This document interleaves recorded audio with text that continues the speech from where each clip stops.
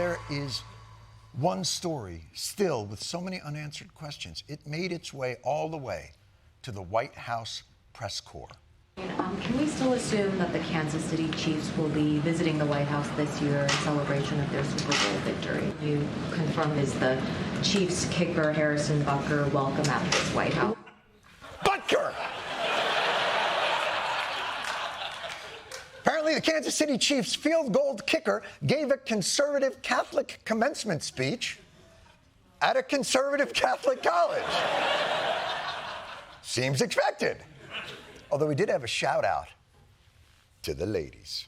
Some of you may go on to lead successful careers in the world, but I would venture to guess that the majority of you are most excited about your marriage and the children you will bring into this world. Ha ha! Hey! Apparently, enjoy the PTA, bitches. Not the advice you want to hear when you're $100,000 in debt earning a degree in electrical engineering. But I imagine that the cancellation of one Harrison Butker was swift and unforgiving at the White House. What I can say is we invite the entire team, and we do that always. I don't have anything beyond that. Aha! You wokerati at the communist... Wait, well, I'm sorry, what was that? What did you... He can still go to the White House and be on his football team, and all that's really happened is some people roasted him on TikTok? So I guess this is just kind of a passing distraction. Or, if you happened to tune into more conservative media... Major scandal rocking the NFL. Players in big trouble. Not for doing drugs, betting, or beating women, but because he's Christian. The left seeks to destroy an outspoken NFL Catholic. He's been doxxed, he's been slammed, they're calling for him to be canceled. The left hates Christian values. They will try to denigrate you, isolate you, cancel you, and ultimately silence you completely. But be not afraid.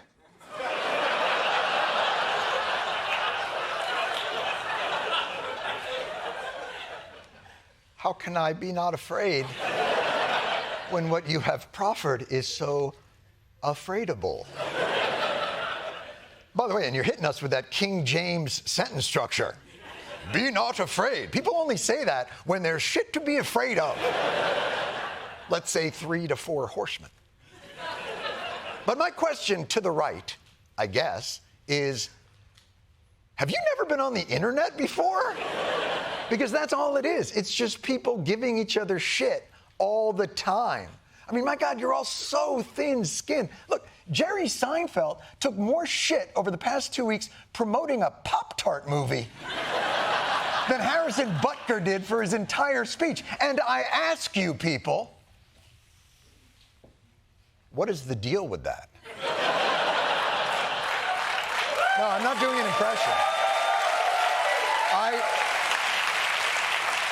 I legitimately would like to know why he's taking so much shit about everything from everybody. And who are these people? It's so hard not to do the voice. And who are these people? All right. No,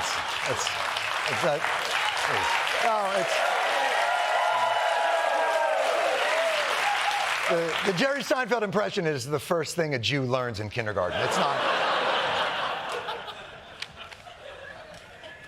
Of course, nothing about the right-wing reaction is surprising, because the idea that there is an all-pervasive, all-powerful threat to free speech called cancel culture has become a central tenet of modern conservatism. They celebrate their being silenced at conferences. They celebrate their being silenced on podcasts and streaming outlets. They celebrate their being silenced with over 700 book titles about being canceled. Why are there so many of these books? Unless you don't know, nobody reads anymore. And by the way, if you already read A War on Woke and Woke Inc., you're really not going to learn anything from woke warriors. Conservatives have an entire industry devoted to complaining about not being allowed to say the things they say all the time. Their victimhood is the entire brand.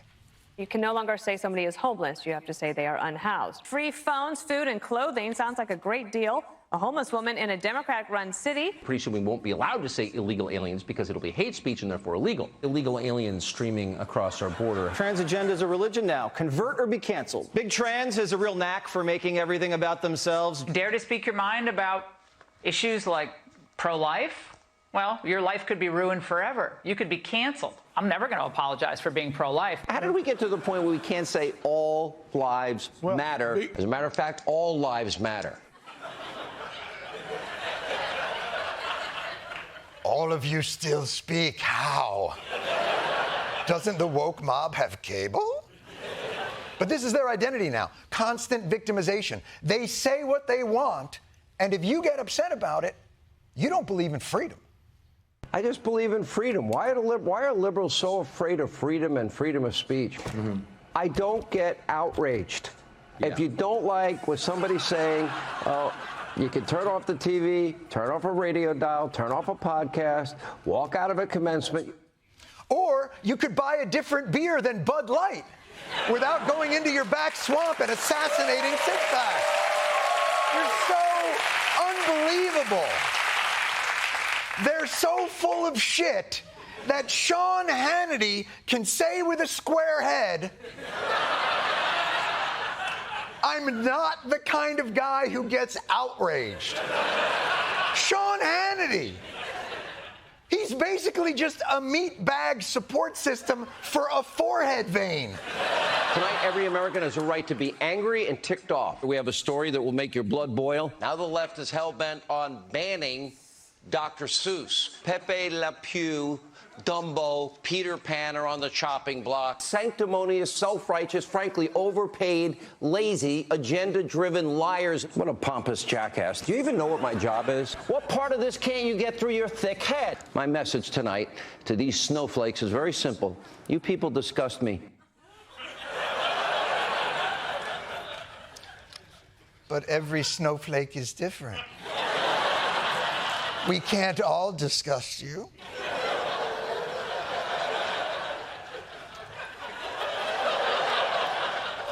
Look, it is absolutely true that in our modern social media-driven society, our interactions are incentivized and monetized for outrage. And it is f***ing exhausting for everyone.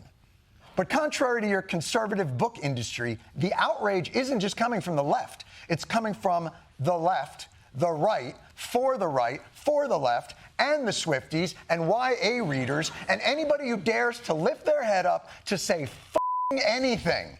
We are not censored or silenced. We are surrounded by and inundated with more speech than has ever existed in the history of communication. And it is all weaponized by professional outrage hunters of all stripes, scouring the globe for graduation speech snippets, offhand comments during promotional tours, out-of-context comedy bits, lame marketing ideas, or any words and phrases they believe they can latch onto to generate monetized clicks. Outrage is the engine of our modern media economy. And sometimes someone loses a job or something else happens like that that should never happen. But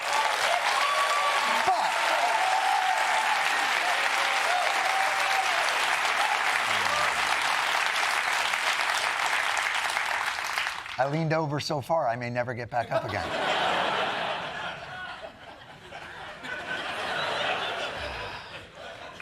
But contrary to conservatives' victimization complex, there is no organized cancel culture conspiracy where even the slightest misstep can 100% get someone on the right canceled.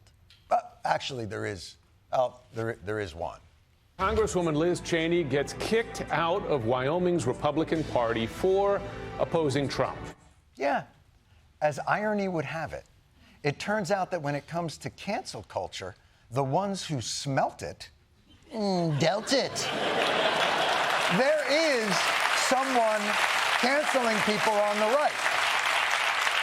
But the only one canceling people on the right is Donald Trump.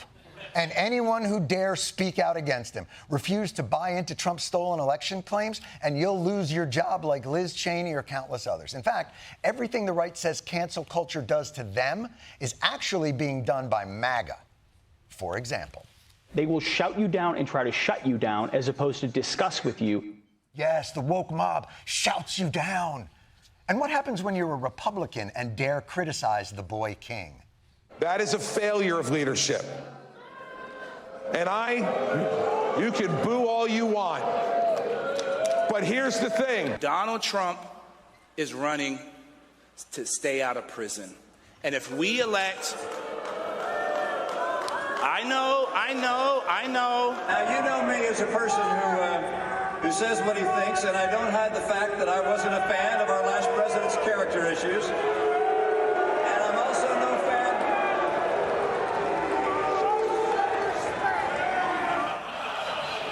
Show some damn respect, Romney, you piece of shit motherfucker! It's called class. Like I was telling your mother last night. Hickory dickory doorman.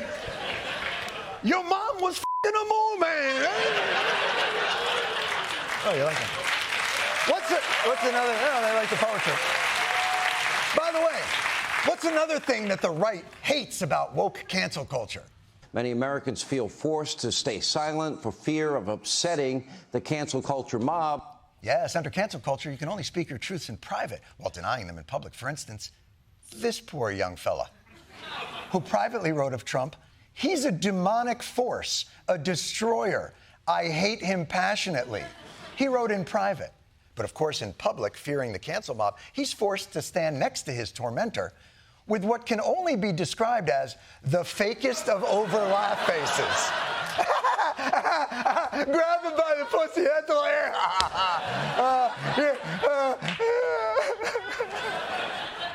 But that's cancel culture.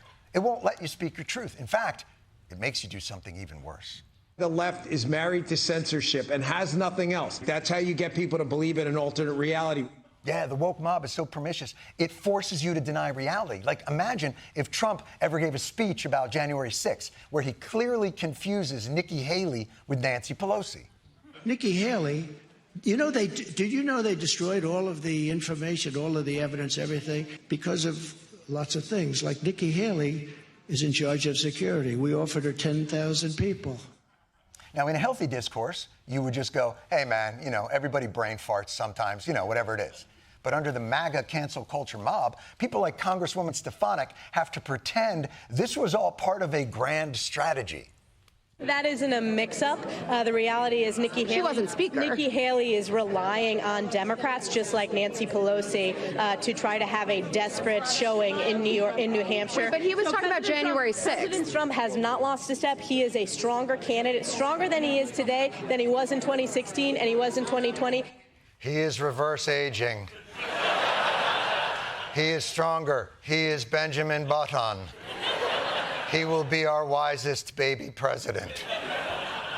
And by the way, denying reality still won't save you. There is no level of loyalty deep enough to be free of Trump cancel culture. Ronna McDaniel literally dropped Romney from her name to keep Trump happy, and he still fired her. And that Romney name had gotten her into all the hottest clubs in Salt Lake City. Yeah, the ones with lattes. Truth is, Trump is the real cancel culture. Emphasis on cult. Because on the right, you can say whatever the you want about gay people and trans people from TikTok to Patreon. You can decry DEI from podcasts to, I don't know, the governor's office of Florida. And chances are not only will you be fine, you'll get a raise. But if you ever dare speak out one iota against Donald Trump, be afraid. Big news today. The Trump trial is coming to an end, and just like Stormy Daniels said, it was over much more quickly than expected.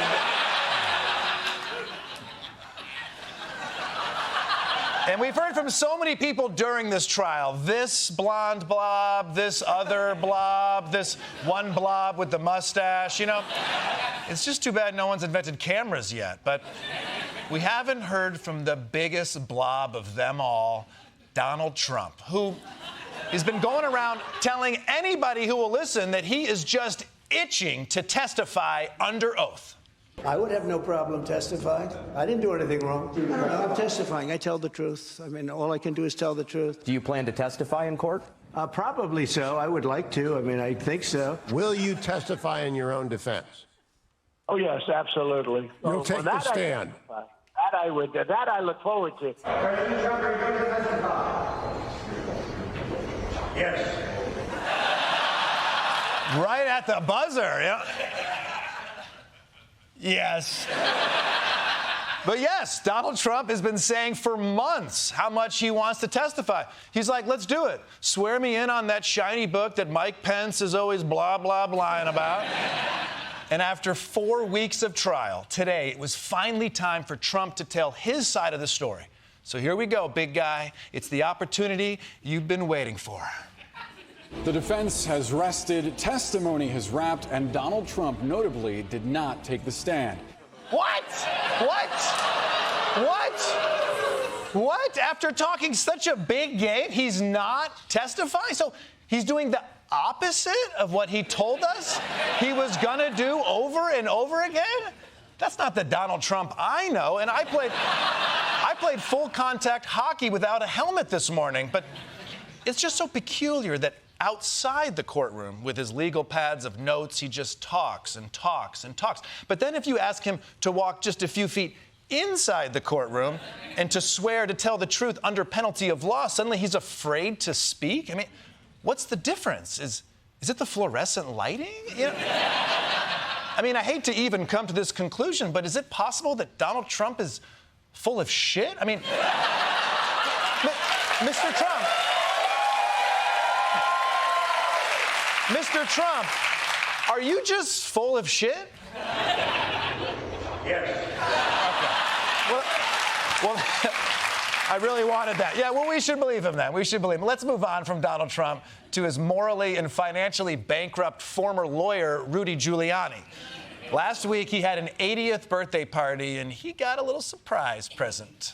Rudy Giuliani was served with an indictment over the Arizona 2020 fake elector scheme during his 80th birthday party late Friday. Giuliani was served 2 hours after boasting on social media that he would evade charges. God damn. I mean, served at his own birthday party. Can you imagine? You know, hey, can someone take a picture of me taunting the Arizona court? Hey, how about you, man in a suit and a badge at my birthday party that I've never seen before? And this indictment is on top of a $150 million defamation judgment against him. Rudy need cashy, all right? But luckily, he's got a side hustle. Today, I'm thrilled to introduce you to something I'm incredibly proud of. My own brand of organic specialty coffee, Rudy Coffee. Believe me when I say it's the best coffee you'll ever try. It's smooth, rich, chocolatey, and gentle on your stomach. Wow. Gentle on my stomach and chocolatey? I mean, I'll have mine with Malk and Schlager. Also, cool apartment, dude. I mean, your kitchen says serial killer, but the rest of your apartment says still serial killer. And look, I'm glad there's finally a coffee commercial that's somehow creepier than the Folgers one where the brother and sister clearly want to bone each other. I just can't believe he's calling it Rudy's Coffee and not Ground Zero. Let me keep going. And in case you're wondering where this delicious-looking coffee is sourced from, I can assure you it comes directly from Rudy himself. I told you. Well, you never heard of drip coffee? By the way, why is it that you only see right-wing grifters hawking these cheap products? Rudy's Coffee, Alex Jones's supplements, Donald Trump's everything. I mean, how come we don't see liberals getting grifted? And I'll tell you why. Because liberals are too smart to fall for this patronizing scams that are like this. And as I explain in my new book, liberals are too smart to be scammed. Available on my website for just $79.99. Order now and shipping is doubled. But look, it's important to remember that Rudy wouldn't be doing any of this if he wasn't so deep in debt from all his legal bills. It's actually kind of heartbreaking. But you can help. For the price of just one bag of coffee, you can get this poor, broke, election denier back on his feet. Will you please help him smile again? Oh, gross. No, not like that. Forget it. Take that away. Take that away. Take that away. Let's kick things off with polls. There's a new one every 15 minutes, even though none of us have ever met a single person who's participated in one. But whatever. Someone's doing them. But a new poll was out today that reminds us that no matter how dumb our leaders are, we the people are even dumber. The Guardian did like a commissioned Harris poll for Americans and how they feel about the economy. 55% say the economy is shrinking. 56% say the economy is in recession, which, you know, we know on CNBC is not the case. 49% believe the S&P is down for the year. Which seems incredible. Which it's up about 13% Yes. and 23% last year. 49% also say unemployment is at a 50-year high. In fact, unemployment is at a 50-year low, or near there, under 4%. Right. All right. So, just to summarize, we think the economy is shrinking when it's actually growing, that the stock market is down when it's actually up, and that unemployment is at a 50-year high when it's actually near a 50-year low. But we do know that Bennifer's on the rocks, so we're not completely pathetic. I mean, it might just be me, but maybe as a society, we shouldn't have replaced newspapers with dudes ranting in cars. I don't know. And look, in a way, I get it. People don't judge the economy based on data. They're like, you say the GDP is up, but I say I used to be on my cousin's Netflix account, and now I have to get my own. So yeah, Jerome Powell, we're in a recession, okay? But you have to remember, yeah, these are not surveys of Americans. These are not surveys of Americans. These are surveys of Americans who are willing to talk to a stranger who cold calls them in the middle of a workday. What I'm saying is these people are not normal. I mean, I ignore phone calls from my own mother. That's normal. You get it. Sometimes I'll get 3, 4, 5 calls in a row, you know? There's a bunch of texts like, the car's filling up with water. I don't have time for this, Mom. I'll see you at Thanksgiving. That's normal. Either way, clearly Joe Biden needs to do a better job of getting word out about the healthy economy. Maybe he needs a hype man. Right? You know how, like, Notorious B.I.G. had P. Diddy? P. Diddy could do it. What's he up to? What... Is he... I guess he's not available right now. Okay. Let's move on to Republican candidate Donald Trump. Recently, he took over the Republican National Committee, and today someone sent him a housewarming gift. We begin with breaking news from the Republican National Committee headquarters in Washington, D.C. It was placed on lockdown this morning after vials of blood were sent to the building, according to multiple sources. We've learned that package was addressed to former President Donald Trump, and it contained 2 vials of blood. What the is going on here? Someone sent blood to the RNC? I guess it could just be Rudy Giuliani's lunch order. I mean, but even so, why is anyone sending blood through the mail? It's 2024. People fax it. But seriously, don't send blood to the RNC. That's reckless. Now you're going to end up on their mailing list. But you can see why Donald Trump might be freaked out by this, because as you may have heard, someone is trying to assassinate him.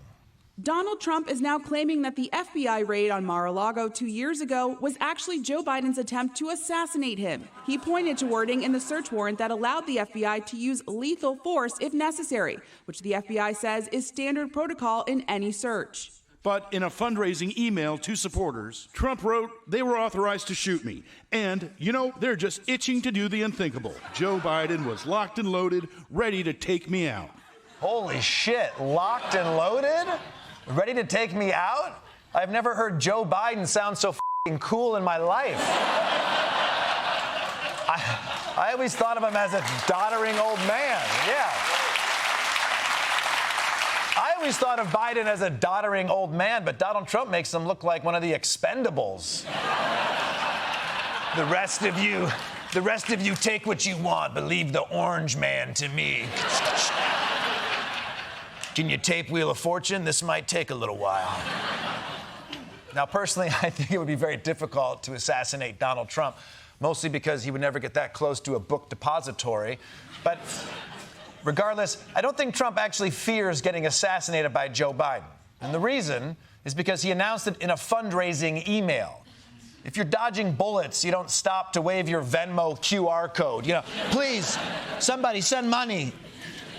Let's move on to the presidential race. You may remember that the end of the Republican primary campaign saw a bitter feud between Donald Trump and Nikki Haley. She criticized him for his record and conduct, and he mocked her Indian birth name, promoted birther conspiracies about her, and implied that her husband deployed to Africa just to get away from her. So, highbrow stuff. The attacks got so personal that when Nikki Haley finally dropped out of the race in March, she made it a point to not endorse Donald Trump. I have always been a conservative Republican and always supported the Republican nominee. But on this question, as she did on so many others, Margaret Thatcher provided some good advice when she said, quote, "Never just follow the crowd. Always make up your own mind." It is now up to Donald Trump to earn the votes of those in our party and beyond it who did not support him. And I hope he does that. Wow, go Nikki Haley, right? A Republican standing up to Trump. That's pretty rare these days. It's like seeing an eclipse or a movie without Timothée Chalamet. But basically, Nikki Haley said, Trump, if you want my endorsement, you gotta earn it. So let's see how Trump courted Nikki Haley's supporters. You've talked about trying to unify the party. How do you bring these Nikki Haley voters, some of whom voted for you in 2020 but say they don't want to now, how do you bring them back into the tent? They're going to all vote for me again. They're going to all vote for me again, everybody. And I'm not sure we need too many. Damn. That's cold. Trump's like, yeah, let me reach out to Haley supporters. Oh, gotcha. Trump just doesn't care about winning over Haley voters. To Trump, Haley voters are like vegetables, you know? He's gotten this far without them. Why worry about them now? But that's Trump for you. He doesn't come to you. You come to him. He's not going to grovel for your support. He's not going to work to unify the party. He's not going to meet you at a coffee shop halfway between his house and your house. You come to the coffee shop near his house. He doesn't care if you met up there the last 3 times. He's not dealing with that traffic. But you know what that means? Donald, if you're going to take Nikki Haley's voters for granted like that, then good luck getting Nikki Haley to vote for you. Breaking news. Nikki Haley declares she will vote for Donald Trump, endorsing the former rival she fiercely attacked during her GOP presidential bid. I will be voting for Trump. Having said that, I stand by what I said in my suspension speech. Trump would be smart to reach out to the millions of people who voted for me and continue to support me. What the hell, Nikki? You know? What happened to that Margaret Thatcher quote about never following the crowd? Is there another Margaret Thatcher quote where she said, you know what, who gives a shit? Just follow the crowd, whatever.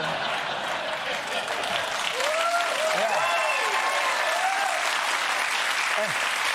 And it's not the hypocrisy that annoys me here. Every loser ends up supporting their party's nominee, but Haley made this whole big show about withholding her support. And then she gave it up for nothing. She'd be the worst kidnapper ever. If you want to see your child, send me $1 million in unmarked bills. Actually, forget it. I'll drop them off at 5. Anyway, I'm sure it'll be worth it, and Trump will reward her for it. Enjoy being ambassador to those islands where the nuclear bombs get tested, Nikki. Let's move on from politics. That's good. It's a good joke. Let's move on from politics to a place that's completely above politics, the Supreme Court. Now, usually we expect this esteemed body to sit above partisan pettiness while it issues rulings that let corporations sell my organs for profit. But last week, an unfortunate issue sullied that image.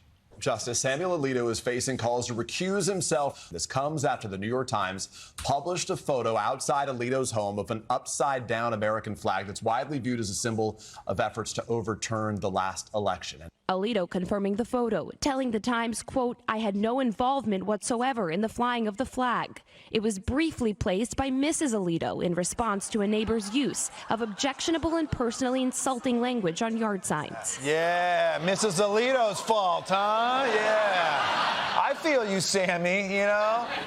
My wife's always squabbling with the neighbors, too. I mean, her squabbles don't usually end with her raising the flag of insurrection against the United States, but maybe your neighbors are just that bad? Yeah.